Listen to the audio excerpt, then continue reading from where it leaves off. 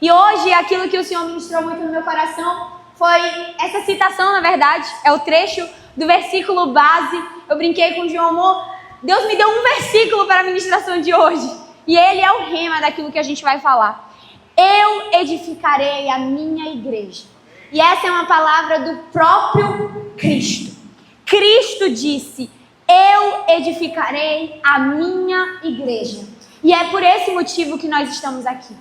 Com base em uma construção que foi iniciada pelo próprio Cristo. Se Jesus chegasse face a face e falasse, eu não quero saber o que as outras pessoas falam de mim. O que importa é o que você diz sobre mim. O que é que você responderia? Nesse momento, houve ali uma agonia, vamos dizer assim. E Simão Pedro se levantou e disse, tu és o Cristo, o Filho do Deus vivo. E Jesus respondendo disse-lhe, abençoado és tu, Simão Barjonas, pois carne e sangue não revelaram isso a ti, mas o meu Pai que está no céu. Isso confirma muito aquilo que John falou aqui em cima. Ah, mas eu conhecia o Deus da minha mãe. Ah, mas eu conhecia o Deus do meu pai. Ah, mas a minha família é toda cristã, então eu conheço esse Deus. Mas é diferente quando você tem uma revelação do próprio Cristo de quem Ele é. O que Jesus quis dizer aqui é, Simão, você não está falando algo que as pessoas dizem, que você vê lá fora, você diz algo que foi revelado pelo próprio Espírito. Porque muitas vezes nós não somos transformados pela palavra de Deus, porque nós não tivemos uma revelação de quem é Deus. Muitas vezes a nossa vida continua a mesma, porque você só vem no culto, mas você não teve um encontro verdadeiro com Cristo. E são coisas totalmente diferentes. Tá, Júlia, então só alguns vão ter esse encontro? Então você foi escolhida a ter esse encontro? Então os ministros de louvores são escolhidos? Não! Buscar-me-eis e me achareis se me buscares de todo o coração. Aquele que bate, a porta será aberta. Mas que porta é essa? A porta que leva a um caminho estreito. Isso tudo é a palavra de Deus. Então aqueles que buscam ao Senhor têm uma revelação que, como o próprio Jesus disse aqui, não foi carne nem sangue, ou seja, não foi alguém que te disse isso. Foi te revelado. Essa é a nossa busca diária. Termos uma revelação de quem Cristo é. Porque se você tem uma revelação, o mundo pode falar várias coisas, vai dizer, eu conheço. Não foi ninguém que me contou, não, eu conheço. Não foi ninguém que me trouxe a revelação de quem Jesus é. No meu quarto eu entendi o Deus que eu sirvo. Essa é a revelação que nós temos que buscar. Nesse momento a gente entende que quando nós temos a revelação de quem Deus é, Ele nos revela quem nós somos. Quando a gente entende quem Jesus é, Ele diz, sabe tudo aquilo que falaram sobre você? Não é nada disso. Simão significava inconstante. Simão significava alguém muito explosivo. E quando nesse momento ele sabe o Deus que ele serve, ele sabe quem é Jesus, Jesus chega, sabe tudo aquilo que você era, você não é mais. Agora você é pedra, porque o nome Pedro significa pedra. Pedra significa constância. Nesse momento Jesus, ele muda a identidade de Pedro. E ele diz, não é sobre o que o mundo diz sobre você, é sobre o que eu digo que você é. E se você entende que eu sou filho, você é filho e co-herdeiro, em nome de Jesus. Ter uma revelação de quem Deus é, diz quem você é. Mas esse versículo não é sobre Pedro. E o evangelho não é sobre você, e muito menos sobre mim. Esse versículo é sobre algo que em Atos 2 seria consumado. A primeira vez que a palavra igreja, no sentido que entendemos hoje na teologia, é dita é aqui, no Novo Testamento. Aqui Jesus disse, e sobre esta pedra edificarei a minha igreja. Edificar é construir. O que é que você tem construído? Aqui nesse momento Jesus foi claro, eu tenho uma obra a fazer. Eu tenho uma edificação a fazer. A minha igreja. Aqui Jesus está sendo claro que essa igreja ela tinha um alicerce. E por muitos anos o cristianismo achou que o alicerce era Pedro. Pelo amor de Deus, gente. Muitos anos a igreja achou que o pai da igreja era Pedro. O pai da igreja é Cristo. Porque Pedro, assim como eu e você, é falho. Pedro pecou. Aqui, se nós formos estudar no hebraico e entender, é como se fosse uma troca de palavras. A palavra Pedro, do grego, nesse versículo, significa Petros, que é uma pedra. Mas existe uma vírgula e Jesus diz: e sobre esta pedra eu edificarei a minha igreja. Pedra aqui vem de Petra, mas não é mais uma pedra, é uma rocha.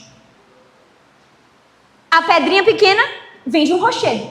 Em algum momento houve ali um intemperismo, né? Não sei quem é da geografia, e uma rocha virou várias pedrinhas. Mas aquele que é o alicerce da igreja não é homem nenhum, mas é o próprio Cristo. Nesse momento Jesus diz: a casa edificada sobre a rocha, pode vir vento, pode vir tempestade, ela não será abalada, porque o firme fundamento não são pessoas. O firme fundamento dessa igreja não é o pastor João. O firme fundamento dessa igreja não é uma equipe boa de voluntários. O firme fundamento da igreja de Cristo é o Filho de Deus. Ele é o firme fundamento. Você pode ter vindo aqui por vários instrumentos. Você pode ter vindo aqui a convite de alguém. Mas aquilo que te mantém aqui é Jesus. Porque todos nós somos homens. A gente ainda falava sobre isso hoje de manhã. Se você vem à igreja por alguém, esse mesmo alguém vai te decepcionar, então você vai embora? Aquilo que você vem encontrar na igreja é Jesus. Porque você entende que Ele é o firme fundamento. O alicerce é Cristo. E não só numa lógica humana que eu acabei de ler, mas em Efésios 2, no verso 19, quem quiser não precisa abrir, eu vou ler de forma rápida, diz: assim já não sois estrangeiros e peregrinos, mas concidadãos dos santos, e sois da família de Deus, edificados sobre o fundamento dos apóstolos e profetas, sendo Ele mesmo Cristo Jesus, a pedra angular. Quem é a pedra angular, gente? Quem é a pedra angular? A gente tem que repetir várias vezes. Todo mundo sabe que meu lema aqui, o óbvio precisa ser dito. E às vezes a gente está indo na igreja buscar a pedra angular de alguém, mas a pedra angular é Jesus. E esse Jesus é aquele que nos convida diariamente e diz: eu edifico a minha igreja. E vocês fazem parte dessa edificação. Porque é o mesmo Jesus que diz: grande é a seara, poucos são os trabalhadores. Peça a mim, porque a edificação não é minha. A edificação é de Cristo. Se a edificação é dele, quem é o dono da obra? Jesus. Se você precisa de algo na obra, você pede a quem? Jesus. Mas é o dono da obra que faz a edificação? Normalmente ele manda. Ele provê. E é isso que Jesus está buscando. Ele é o dono da igreja. Quem morreu pela igreja? Jesus. Nenhuma outra pessoa nesse mundo morreu pela igreja. Quem morreu pela igreja foi Jesus. De quem é a igreja? Jesus. Jesus é ciumento, é a minha igreja. Aqui, óbvio que ele está falando de uma igreja universal, mas a igreja local está acoplada à igreja universal. A eclésia, ou a igreja de Cristo, ela foi feita, primeiro, para nos levar a um lugar celestial. E eu acho incrível que conectou muito aquilo que o pastor João falou ontem. A igreja é para nos levar a uma esfera espiritual, a uma casa espiritual. Nós entendemos que o nosso reino não é deste mundo. A gente busca e quer na eternidade viver ao lado do Pai. Mas antes de qualquer coisa, nós vivemos no mundo. O que Jesus estava querendo dizer aqui é: as portas do inferno não prevalecerão. Mas sabe aquele lugar onde existem sacrifícios humanos? Aquele lugar ele precisa ser derrotado também. O que Jesus estava querendo dizer aqui é: nossa luta não é contra carne nem sangue, realmente. Você não luta contra pessoas humanas, você luta com a força do maligno que usa pessoas. Mas existe um lugar aqui que precisa ser conquistado e santificado. Não é sobre uma teoria. Como o pastor João ontem falou, tem coisas que são conquistadas por oração, amém? Mas não é só oração. Não é só oração. Oração é a base, mas é preciso que você haja. Inclusive é o nome da nossa igreja: haja. gente tem uma vida que precisa de atitude. Você ora e age. Você ora e age. Por isso que é oração, né? Tô brincando. Mas não é só orar. O que Jesus estava dizendo aqui, sim, as forças malignas, elas não prevalecerão. Mas a igreja, ela é a responsável, não só por conquistar bênçãos espirituais, mas para conquistar um terreno físico. Nesse momento, esses 3 lugares representam 3 áreas. O templo de César era o governo.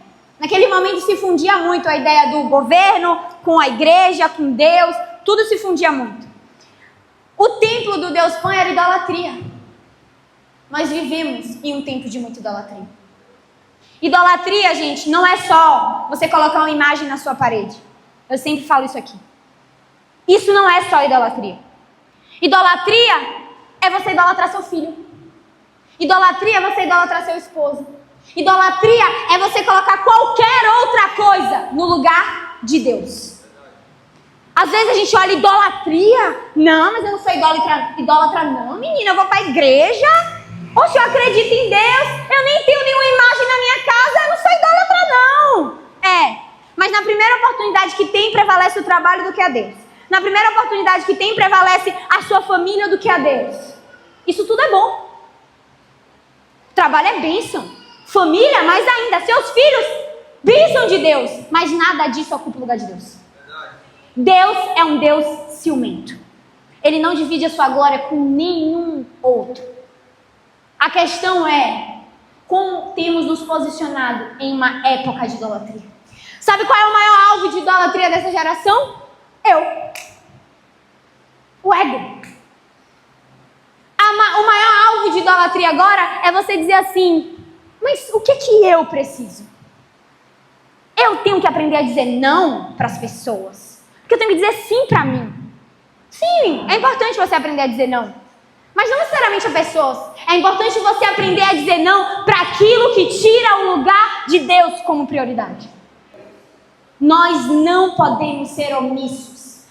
Quando Jesus usou esse termo, ele disse: o inferno ele não prevalece. E todo altar do inferno também não pode prevalecer. As portas do Hades significava o próprio diabo.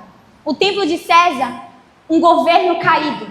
E governo não necessariamente Assembleia Legislativa, não. Autoridades caídas. E o templo de Pan, a idolatria. O que é que temos vivido hoje? Tudo está errado. A gente vê que Satanás tem reinado nesse mundo. E isso foi uma permissão do próprio Deus através do pecado de Adão. Tem um momento da Bíblia, Lucas 4. Lembra aquele momento que Jesus está 40 dias jejuando? 40 dias e 40 noites. E aí Satanás vai tentar o quê? Tentar Jesus. Porque ele passou por tudo o que nós passamos aqui na terra. E um desses momentos, Satanás chega para Jesus e disse, Lucas 4, verso 5. E Satanás, elevando Jesus, mostrou-lhe no momento todos os reinos do mundo. E disse-lhe o diabo disse para Jesus: dar-te-ei toda esta autoridade e a glória destes reinos, porque ela me foi entregue, e a dou a quem eu quiser. Portanto, se prostrado me adorares, tudo isso aqui será seu. Mas Jesus lhe respondeu: está escrito, ao Senhor teu Deus adorarás, e só a Ele darás culto. Jesus chegou para ele e falou assim: o que você está falando é mentira? Sim ou não? Não. O que isso quer dizer? Naquele momento Jesus entendeu: sim, por enquanto é você que governa esse mundo. Jesus não disse não. Jesus só disse qual era o posicionamento dele mediante isso. Satanás aqui, ele fala sobre autoridade que seria dada, glória e também todos os reinos do mundo. Jesus, ele não refuta essa fala, mas existe um início de mudança. O início da mudança dessa realidade foi na cruz. Jesus começou o processo. Jesus começou o processo de conquista. Porque esse mundo ainda está sob a autoridade de Satanás. No mundo físico, eu quero dizer. Ele ainda tem domínio sobre muitas coisas. Porém, lá no versículo 18, ele termina dizendo que por mais que sejam portas que existem, elas não prevalecerão. E no verso 19, Jesus continua: dar-te-ei as chaves dos reinos dos céus. O que ligares na terra será ligado nos céus. E o que desligares na terra terá sido desligado nos céus. Isso aqui acontece depois desse momento. E a gente entende que quando Jesus vai naquela cruz, ele começa um processo de conquista da terra. No momento que Jesus derrama o sangue, ele diz assim: está consumado. Aquilo que vocês precisavam, vocês já têm. É como se fosse um selo. Ele fala sobre chaves, significa acesso, entrada. Jesus diz: dar-te-ei as chaves. Alguns acham que essa chave foi dada só a Pedro. É até que em Israel, a gente teve a oportunidade de ir em Israel e Cafarnaum, que era o lugar do ministério de Jesus, aí tem uma estátua bem grande assim de Pedro e tem uma penca de chave desse tamanho. Mas essa chave, o acesso ao reino dos céus, não foi dado só a Pedro. O acesso ao reino dos céus foi dado a todo aquele que nele crê. Todo aquele que nele crê não perece, mas tem a vida eterna. O que é isso pra gente? Você tem uma missão. Jesus hoje chega para muitos de vocês e diz assim: a chave está na sua mão. Mas adianta você ter a chave e não ir até a porta? Só a chave abre a porta? Não. É preciso ir até a porta. E sabe o que é que muito crente tem? Muitas chaves. Ah, porque eu oro. Amém, orar é muito bom. Mas e onde a sua oração encontra aplicabilidade? Ah, porque eu oro por Feira de Santana. Amém. Mas o que você tem feito por Feira de Santana? Ah, porque eu oro pela minha faculdade. O que é que você tem feito pela sua faculdade? Ah, porque eu oro pelos meus familiares. O que é que você tem feito por eles? Da porta do seu quarto para fora. O nosso erro muitas vezes é que a gente troca a ordem.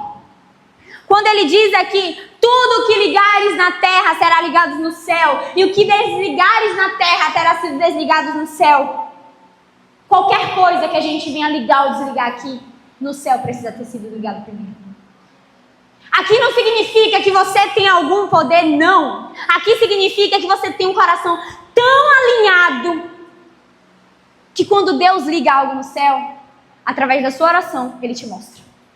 E a sua ação agora é você saber: no reino espiritual eu já tenho isso, mas o que é que eu vou fazer aqui na terra para conquistar? O que é que eu vou fazer aqui na terra para mudar essa realidade? Nós precisamos ser inconformados.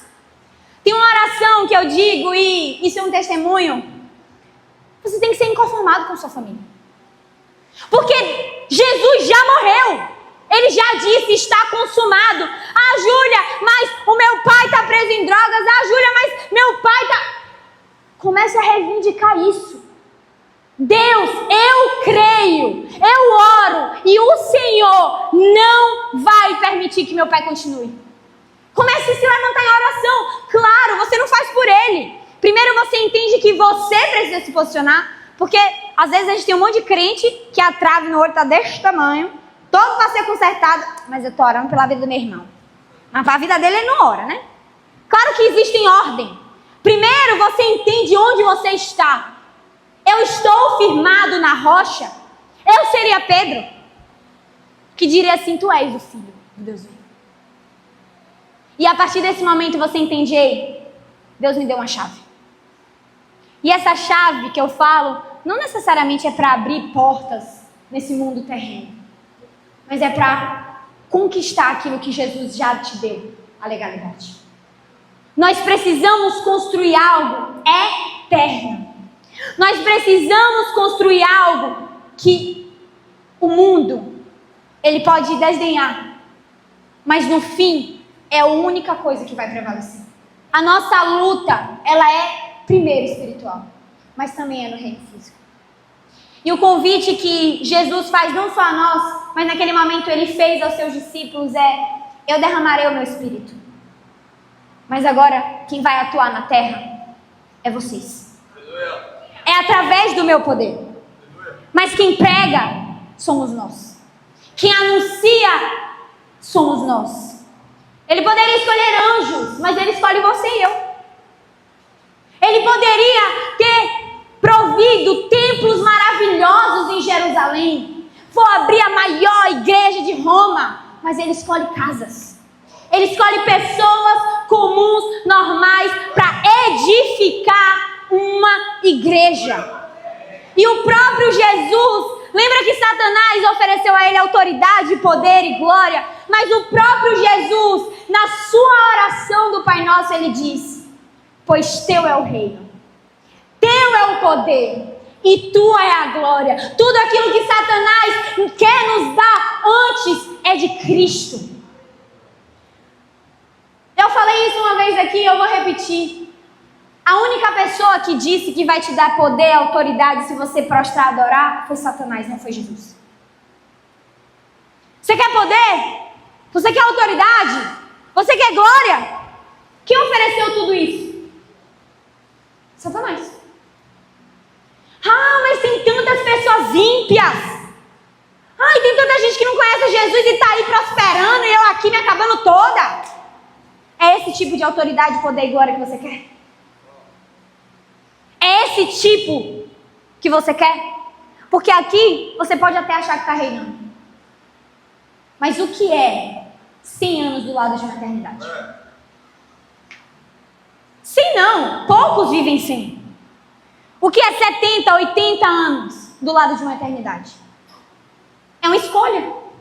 A gente pode querer aceitar autoridade, poder e glória de Satanás. E alguns eles dão mesmo. Vários pratos. A questão é aonde a gente vai reinar. Depois.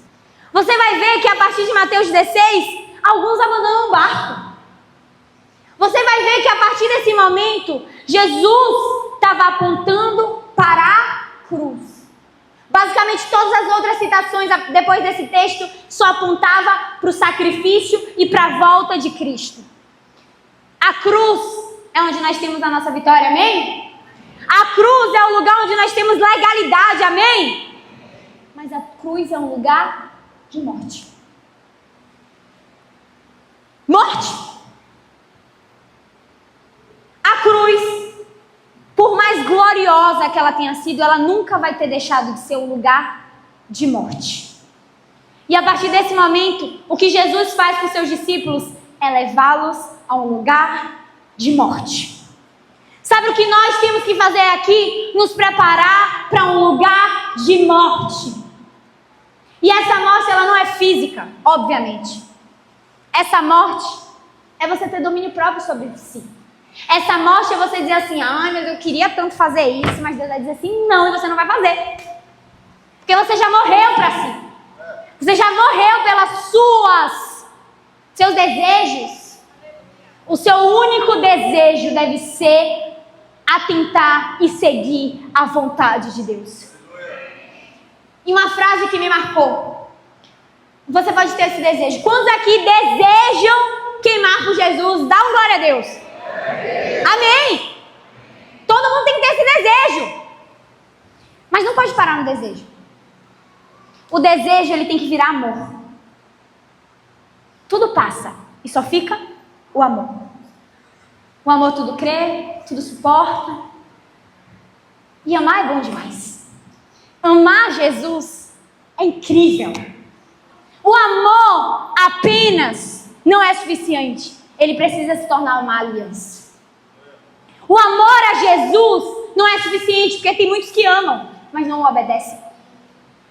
E para você está amando. Mas o próprio Jesus disse: aquele que me ama, me obedece. Então, se você não obedece, para Jesus você não ama ele, não. O amor, ele vira aliança. E o símbolo da aliança é uma coisa só: fidelidade. O desejo, ele precisa virar amor. O amor vai ser uma aliança. E essa aliança é a fidelidade que você tem a Jesus Cristo. No dia bom, no dia mau, Ele é o Cristo a quem eu sou fiel. Eu não aceito mais que todos os negócios da minha família fracassem. Senhor, eu não aceito mais que todos os casamentos da minha família são fracassados. Senhor, eu não aceito. Às vezes a gente tem que olhar para Satanás e dizer assim: eu não aceito, porque a autoridade já nos foi dada. O problema é que a gente fica calado. O problema é que a gente não usufrui do poder do Espírito Santo que já foi nos dado, porque na cruz Jesus disse: está consumado, a minha parte eu já fiz, agora vão, preguem o evangelho, façam discípulos e conquistem um território que é meu. A gente tem que começar a gritar mesmo.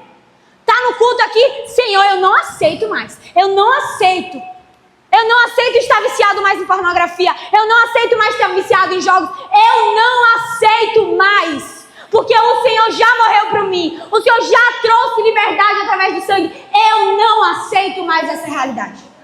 Nós precisamos nos posicionar dessa forma. Precisa falar. Comunicação com Deus é às vezes abrir a boca. Porque Jesus, quando ele queria fazer um milagre, você acha mesmo que ele não sabia que o cego Bartimeu queria ver, gente? Óbvio. Mas o óbvio precisa ser dito. Até para Jesus, sabia? Até para Jesus o óbvio precisa ser dito. Jesus, você acha mesmo que Jesus não sabe que a sua casa está um caos? Você acha mesmo que Jesus, o onisciente, o onipotente, o onipresente, não sabe que o seu casamento está indo de mal a pior? Ele sabe. Mas sabe o que é que ele diz? Eu já fiz minha parte. Cadê você se levantando com uma oração? Cadê você no seu quarto? Eu não aceito mais isso. Cadê você se posicionando e entendendo? Jesus já fez, agora é minha parte conquistar esse lugar para Cristo. Essa é a nossa missão na construção. Trabalhar, falar. Porque Jesus, Ele é o dono da obra. Jesus é aquele que tem o poder. Nós só somos instrumentos. Mas o instrumento precisa saber do seu potencial. E não é só saber o potencial. A gente ouviu esses dias, não foi, amor? Porque às vezes a gente chega assim: você tem um potencial enorme. Uau, que potencial você tem, você fala bem. O que adianta ter um potencial se você não usa o potencial? Eu não quero ter só um potencial. Eu quero ser ativo no potencial que Deus me deu. Eu não quero só ouvir: uau, você tem um potencial para louvar. Eu quero abrir a minha boca a louvar e ver pessoas sendo transformadas, curadas e saradas. Mas você tem um poder de comunicação, tem um potencial muito grande. Eu não quero só ter esse potencial, mas eu quero pregar as boas novas e entender que o poder ele não vem de mim, mas vem do próprio Cristo.